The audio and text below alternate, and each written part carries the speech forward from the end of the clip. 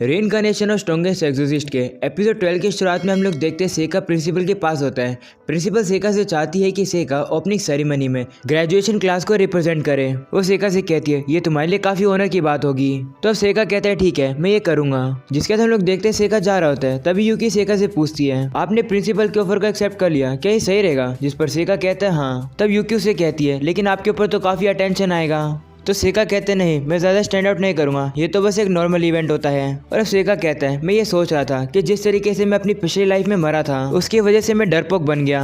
शायद से मुझे किसी और स्ट्रॉन्ग पर्सन को नहीं चुनना चाहिए था मेरी जगह लेने के लिए, लेकिन फिर भी मुझे कोई भी पछतावा नहीं है कि मैं उन लोगों के साथ हूँ। मुझे उन लोगों के साथ काफ़ी मज़ा आता है, लेकिन अब शायद से मुझे अब थोड़ा नॉर्मल बनना चाहिए। ऐसा पर्सन बनना चाहिए जो कि अपने ऊपर अटेंशन लाने से घबराए नहीं। ये सुनकर यूकी कहती है फिर अब दुश्मनों से कैसे लड़ोगे, क्या आप नॉर्मल ह्यूमन की तरह भाग जाओगे? तो सेका कहते नहीं उसको मैं अपने आप हैंडल कर लूंगा। जब तक किसी को पता नहीं लगता कि वो काम मैंने किया है तब तक कोई भी प्रॉब्लम नहीं है। और अब सेका यूकी से कहते हैं थोड़ा सतर्क रहो, हम लोग थोड़ा बिजी होने वाले हैं आजकल। और अब अगले सीन में हम लोग उन्हें डीमन ग्रुप को देखते हैं जो कि हीरो को ढूंढने के लिए इस सिटी में आ गए हैं। तभी उनका कैप्टन जोर कहता है इस सिटी के अंदर ऐसा कोई भी नहीं है जो कि हमारी पार्टी के लिए खतरनाक हो। लेकिन फिर भी जोर को थोड़ा डर लग रहा होता है और अब वो सभी से कहते हैं समय अब आ चुका है हीरो को मारकर अपने मिशन को पूरा करने का। वो सभी को प्लान बताता है। वो बताता है कि सबसे पहले एकेडमी को घेर लेना और एक दो स्टूडेंट को मार भी देना। अगर तुम्हें कोई भी शक हो कि ये हीरो है तो मैजिक आइटम का यूज करके सिग्नल दे देना।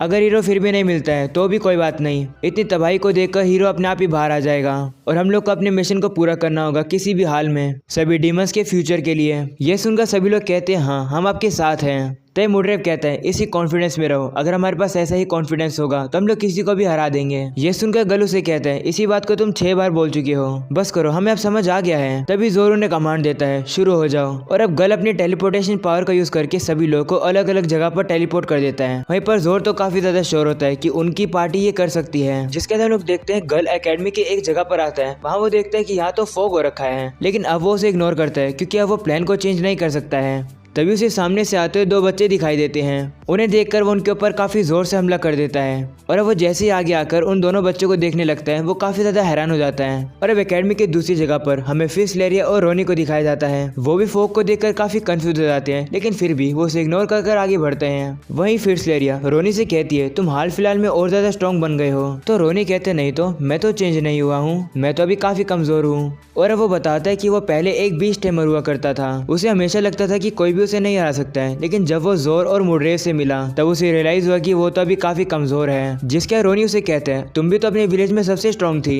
तो फिश लेरिया कहती हाँ लेकिन मेरी पावर सभी लोगों को परेशान करती है, मेरी पावर की वजह से मुझे लगातार नींद आती रहती है। लेकिन आज मैं हीरो को मारकर अपने पेरेंट्स को दिखाऊंगी कि मैं यूजलेस नहीं हूँ। तभी अचानक से उनके सामने झाड़ी में से एक बच्चा दौड़कर जाता है। ये देखकर रोनी अपने पेट्स को बुलाता है उस बच्चे को मारने के लिए और काफी देर हो जाती है। रोनी के पेट्स वापिस आ ही नहीं रहे होते हैं।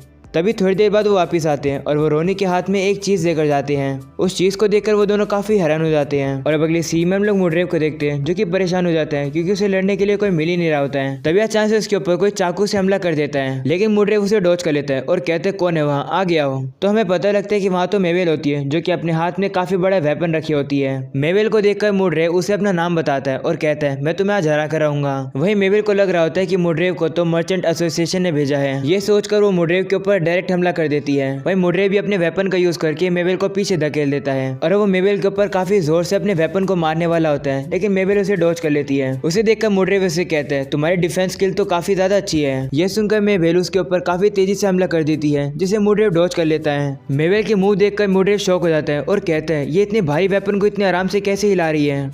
और अब वो कहता है फाइनली मुझे एक वर्दी अपोनेंट मिल गया। वहीं पर अब मेवेल उसके ऊपर नाइफ से हमला करती है जो कि मुड्रेव के हाथ में जाकर लग जाते हैं। वो कहने लगता है इससे तुम मेरा क्या ही बिगाड़ पाओगी। तो मेवेल उसे कहती है तुम बेवकूफ हो। तभी अचानक से मुड्रेव के हाथों में जो नाइफ लगा होता है उसके अंदर से मैजिकल रस्सी जैसी चीज निकलने लगती है जो कि उसे पूरी तरीके से बांध देती है। और मेवेल उसे कहती है अगर तुम्हें मरना नहीं है तो हार मान लो। यह सुनकर मुड्रेव काफी इजीली से वहां से बाहर निकल जाता है। वह बताता है मेरे पास सारे एलिमेंट्स का रेजिस्टेंस है, अब तुम्हारी बारी मरने की। ऐसा बोलने के बाद मुड्रेव काफी तेजी से अपने वेपन को मेवेल के ऊपर मारता है और अब धुआं हटने के बाद वो ये देखकर काफी ज्यादा शौक होता है कि वहाँ पर तो मेवेल होती नहीं है बल्कि वहाँ पर सेका का एक टेलिस्मेंट पड़ा है। जिसके बाद हम लोग जोर को और गल को देखते हैं जो कि एक जगह जगह पर आकर अटक जाते हैं और अब अचानक से बाकी सभी लोग भी रास्ता भटकते वहाँ पर आ जाते हैं।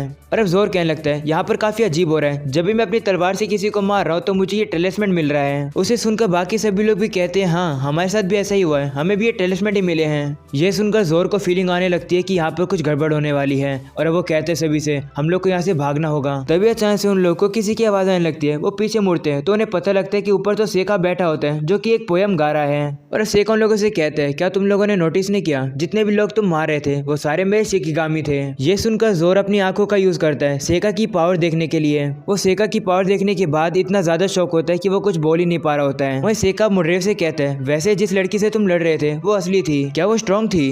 तो मुड्रेव कहता हाँ वो स्ट्रॉन्ग थी, लेकिन मैं फील कर पा रहा हूँ कि तुम भी काफी स्ट्रॉन्ग हो, आकर मुझसे लड़ो। वो जैसे ये बात बोलता है उसका सर धड़ से अलग हो जाता है। उसे देखकर सेका कहता है उप्स तुम तो मर गए, मुझे लगा नहीं था कि तुम्हारा रेजिस्टेंस इतना ज्यादा कमजोर है। वहीं ये देखकर फिरे सेरे को काफी गुस्सा आता है। वो सेका को मारने के लिए जा रही होती है। वहीं जोर तो अभी भी सदमे में होता है। वो फिरे सेरे को रोकने की कोशिश करता है लेकिन फिरे सेरे नहीं रुकती है। वो अपनी पावर का यूज करके सेका को पत्थर का बनाने वाली होती है। वहीं सेका उसे कहता है तुम किसी इंसान को इससे तो काफी आराम से हरा सकती हो लेकिन मुझे नहीं। ऐसा बोलने के बाद सेका एक समनिंग करता है और वहाँ पर एक व्हाइट स्नेक बुला लेता है। वो स्नेक अब डायरेक्टली फिरे सेरे की आंखों में देखने लगता है और अब अचानक से फिरे सेरे की दिल की धड़कन रुक जाती है और वो जमीन पर धड़ाम गिरती है। और अब सेका कहता है कैसा लगा, इस स्नेक का घूरना इतना ज्यादा पावरफुल है कि तुम्हारा दिल ही रुक गया। ये देखकर रोनी को गुस्सा आ जाता है। वो अपने स्नेक पेट को वहाँ पर बुला लेता है लेकिन व्हाइट स्नेक को देखकर रोनी का पेट भी मर जाता है। तभी रोनी व्हाइट स्नेक को टेम करने की कोशिश करता है। वो कहता है यही मेरी स्पेशल पावर है। ये देखकर जोर कहता है अबे बेवकूफ रोनी वहाँ से भाग। और अब इतने ही रोनी कुछ कर पाता वो व्हाइट स्नेक उसे निगल लेता है और वो व्हाइट स्नेक वापस से अपनी जगह पर चला जाता है। वहीं सेका कहता है ये क्या बेवकूफी थी, तुम एक डीमन को टेम करने की सोच रहे थे। वहीं अब सेका को देखकर जोर कहता है आखिरकार कौन है ये मॉन्स्टर, हमारे ग्रुप ने काफी बड़ी गलती कर दी इस मॉन्स्टर से लड़ने की। वहीं गलब जोर से कहता है मैं इसका ध्यान भटकाता हूँ, इतने भाग जाना। वहीं अब जोर कांपने लगता है। वो कहता है तुम जाओ, कोई तो जिंदा बचना चाहिए लोगों को बताने के लिए कि हम लोगों ने इसको देखा है, ये लड़का डीमन किंग है। वहीं सेका उनसे कहता है मुझे पता है कि तुम हीरो को मारने आए हो लेकिन तुम अम्मू को नहीं मार सकते हो क्योंकि मैं उसे प्रोटेक्ट कर रहा हूँ। ये सुनकर जोर डर जाता है और कहता है क्या भविष्यवाणी सच हो गई, सबसे भयानक डीमन किंग ह्यूमंस की साइड ले चुका है।